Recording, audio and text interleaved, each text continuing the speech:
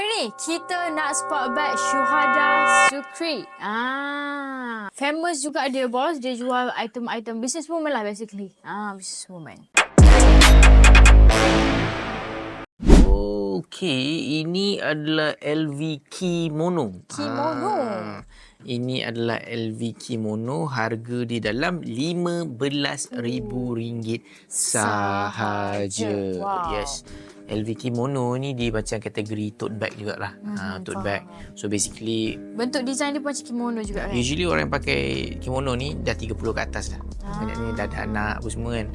Dah jenis santai-santai nak pakai. Itu bag dia lah. Dia macam pengganti juga never full kan? Boleh katakan, tapi walaupun dia jauh sekali, boleh lah.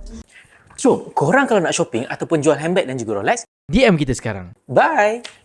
Okey, cuba bos tengok bag kedua dia pula. Wild West. Ini adalah Lady Dior size medium in Yes. pink. Pink, hot pink. Hot pink. Harga dalam RM30,500 sahaja. Wow. Gila betul. Gila. Kita kena buat sesuatu lah untuk kita memiliki bag-bag tangan macam ni. Betul. Okay, so kedua pasang handbag Syuhada Sukri, harga dia tak mahal sangat. Harga Berapa? dalam almost RM50,000 sahaja.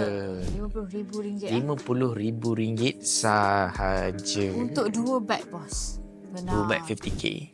Kau ni. Jom shopping dan jual melalui Icon Lux. Jimat sehingga 70%, installment serendah RM5 sehari. Jual dan konsign item anda dengan kami. Cepat, DM kita sekarang.